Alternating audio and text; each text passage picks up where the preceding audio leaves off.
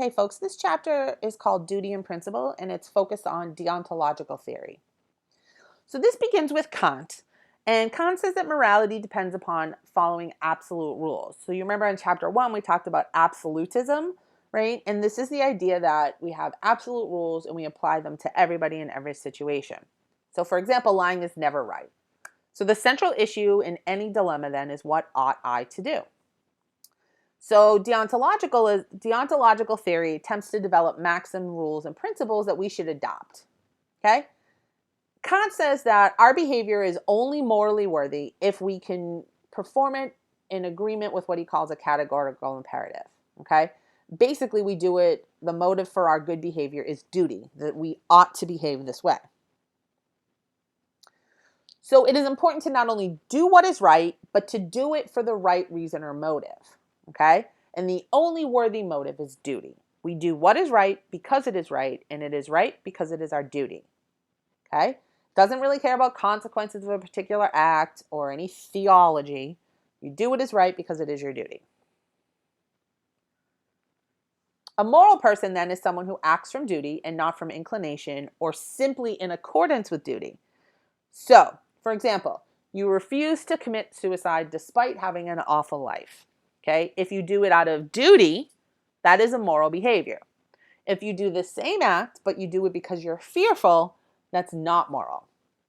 So people who help others without motives of self-interest or vanity versus those who help people because of the pleasure they receive. So morality is basically a struggle, according to Kant, the moral strength of our will to overcome temptations that might lead us to behave in an immoral way. So Kant talks about hypothetical and categorical imperatives, okay? So a hypothetical imperative is the way we should behave, and it's governed by the word ought, that establishes a pattern that we have a certain wish and recognizes a course of action that will help us achieve it. So if you want to achieve good grades, you will have to study hard. Categorical imperatives command and lay down a law, and these things are unconditional. So you should be helpful to people regardless of your wants, needs, or desires. And there's two versions of this, the principle of universality and respect for all persons.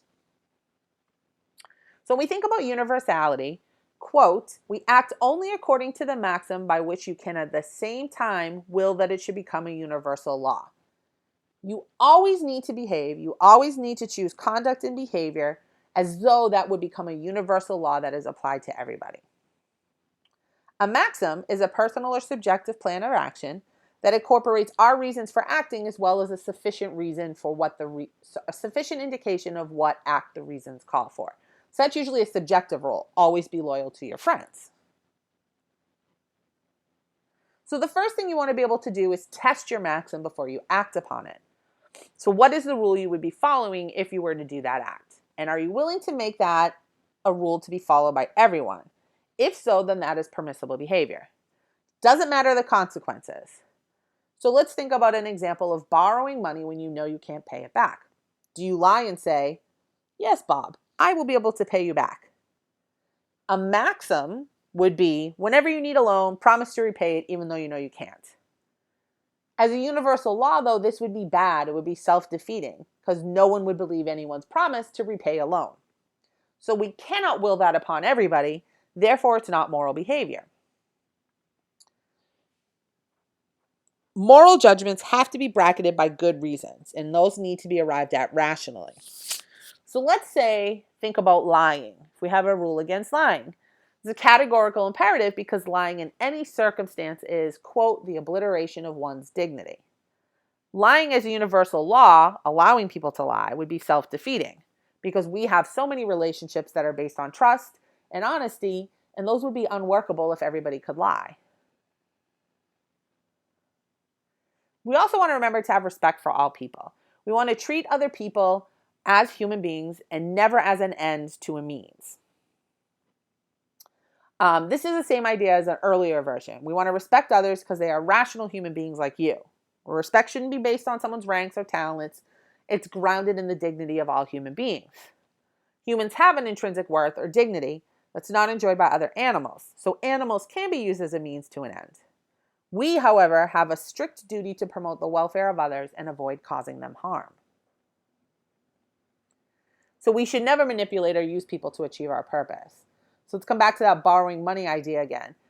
You don't lie to your friend when you borrow money from her because that's manipulating her. This idea is really important in democracy because it supports the idea that all people are created equal. And it also applies to people who have committed serious crimes who should not be seen as having forfeited that respect based on their crimes. Use of force to protect oneself is a right and a responsibility, but responding as such does not include having a contemptuous attitude towards the offender. You would prefer that he retreat peacefully and ultimately rejoin the community.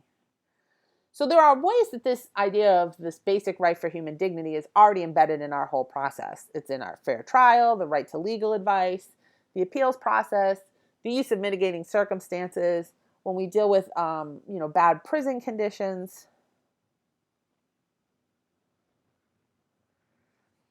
So emphasis on this form of the categorical imperative says that when we act morally, we fully choose our own moral decisions. And we do that as autonomous people. We shouldn't allow our choices to be made for us by anyone because that compromises our integrity. We can't rely on religious leaders or the government to tell us what our moral decisions should be. We also can't make those decisions just based on what we want. That would reduce all decisions to acts of self-love. When this idea comes out during the 17th and 18th century, it's a really radical idea, okay? Because many people did not believe that people had the ability to figure out right and wrong without being told.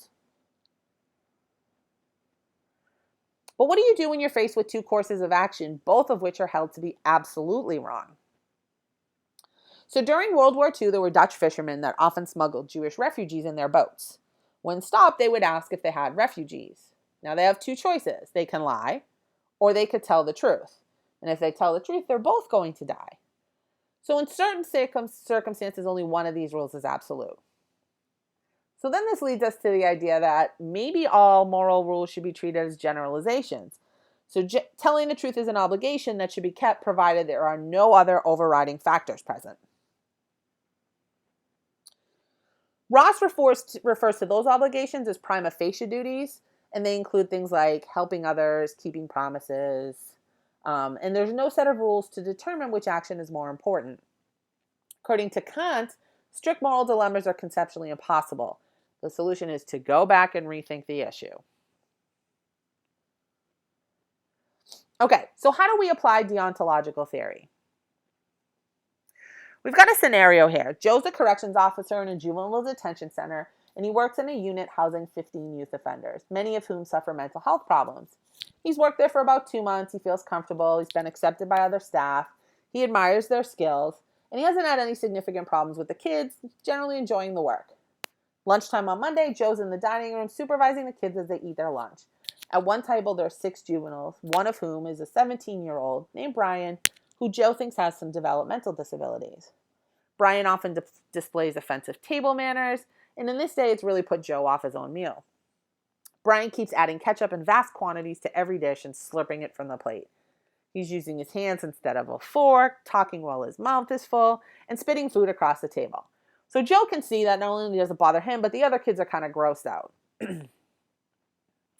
He's surprised when his coworker Darren suddenly gets up from the table, grabs Brian by the shirt collar, and moves him away. Darren takes him off to the kitchen, returns with a large mixing bowl, and tells Brian to scrape out what is left of his meal into the bowl, puts him in the center of the room, puts a bowl on the floor, and tells him to eat. Tells him that since he has disgusting manners, he's going to eat like a dog at the table. He might as well get down on the floor and act like a real dog. Joe doesn't react. Later, Darren explains to Joe and other staff members that the reason he acted that way was to shock him into understanding that his table manners were offensive. He thought that if he used tough love, Brian would be less likely to alienate his other peers, and it might help him get through that experience. Okay, so in chapter 1, they talk about how do we know if we have a dilemma. I think it's pretty clear we have a dilemma here, right? But we want to think about what are all the facts and circumstances, and, how is he going to make his decision? So Joe's going to use deontological evaluation, okay? Because that's the theory we're talking about in this chapter. So you'll notice in green are the steps, and underneath is how we're applying that to this particular scenario. So in deontological theory, the focus is on the act. So first we have to figure out what act are we talking about, okay? So here we're talking about, should he report the incident or should he do nothing? Well, what's the intention underlying that act? If he reports it, he wants to protect Brian from any further bad treatment, protect other kids, and to deter Darren and maybe other staff from doing that in the future. If he does nothing, he's trying to support his coworkers. He's trying to display loyalty and agree that on balance, Brian interests are better served this way.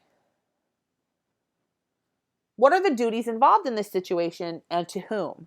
So Joe and everybody who works there have a duty to protect those kids from mistreatment. At the same time, Joe and his coworkers have a duty to support each other by carrying out their duties within the bounds set by ethical standards and rules and regulations. So do these duties conflict? Sure they do, right? Kant didn't really offer us a way of resolving that. We also want to think then now, does the act show respect for the human dignity of everyone? Well, reporting it certainly will show respect for the dignity of Brian, and not reporting it fails to show respect for the dignity of Brian because it condones this humiliating act. And certainly when we look at the next step, does it use anyone as a means to an end? Well, if Joe reports it, he's not using anyone as a means to an end, but if he doesn't, he's using Brian as a means to an end because he's basically covering up the incident and protecting Darren. And so he's sacrificing Brian's interests and his duties toward him. So given that whatever act we choose, we have to be able to will that upon everybody, can you will that act in towards everybody? So if he reports the incident, he's saying, I ought to protect juveniles in my custody from harm and mistreatment. That can be a universal law, whereas not reporting it can't be. And that wraps up the chapter on deontological theory.